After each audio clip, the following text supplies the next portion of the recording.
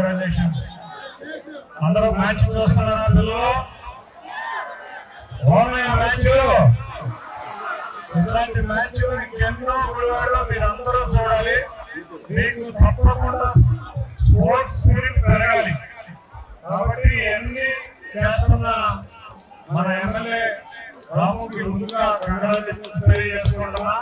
ఎందుకంటే 14 under 14 lady kabaddi championship national Gudivada గ్రామం చాలా ఆనందం. ఎందుకంటే ప్రతి పట్టణంలోనూ ఏదో విజయవాడలో, విశాఖపట్నంలో, హైదరాబాద్లోనూ కాదు, గుడివాడ లాంటి ప్రతి పట్టణంలోనూ కూడా ఇటువంటి మ్యాచ్లు జరగాలని మనకి వాళ్ళు అప్లై చేసుకున్నారు. ఎవరైనా లోకేష్ గారు మన విద్యాశాఖ మంత్రి వారి కోరిక ప్రకారం ఇవాళ ఇక్కడ మ్యాచ్ రావడం చాలా ఆనందంగా ఉంది.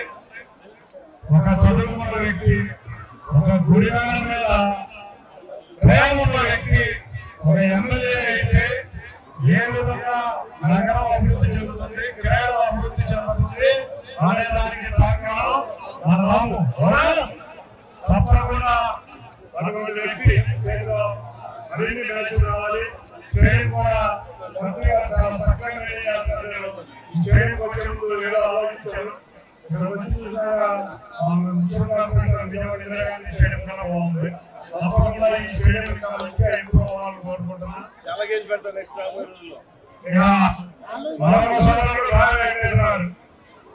కల్మషం లేని నిష్కలంకమైన వ్యక్తి ఎవరైనా ఉన్నారంటే ఆ వెంకటేశ్వరరావు.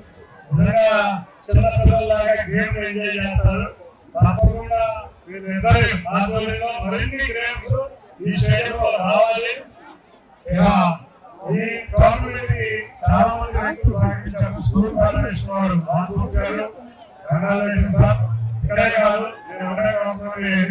విశాఖపట్నంలో ఇటువంటి నేషనల్ ఊరుకోం. ప్రతి పట్టణంలోనూ ఇలా పెడితేనే విద్యార్థులకి స్ఫూర్తి.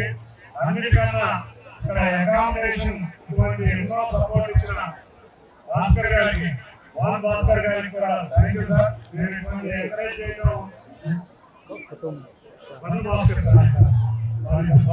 గారికి కూడా మీరు ఎన్నో కార్యక్రమాలు చేస్తూనే ఉన్నారు. క్యాన్సర్ ఇది కూడా పెట్టబోతున్నారు. మంచి కార్యక్రమాలు.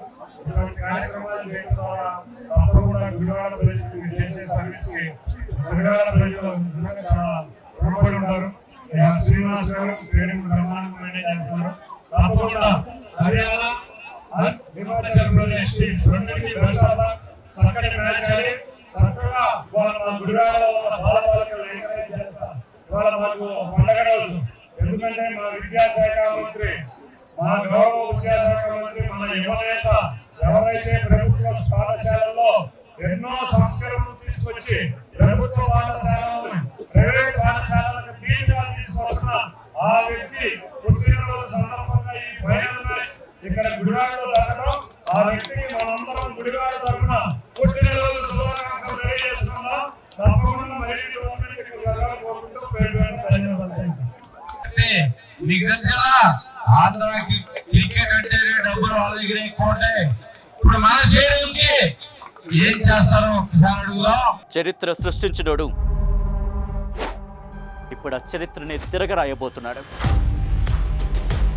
అబద్ధాల గోడల్ని బద్దలు కొట్టి నిజాలను రాగా మీ ముందుంచబోతున్నాడు.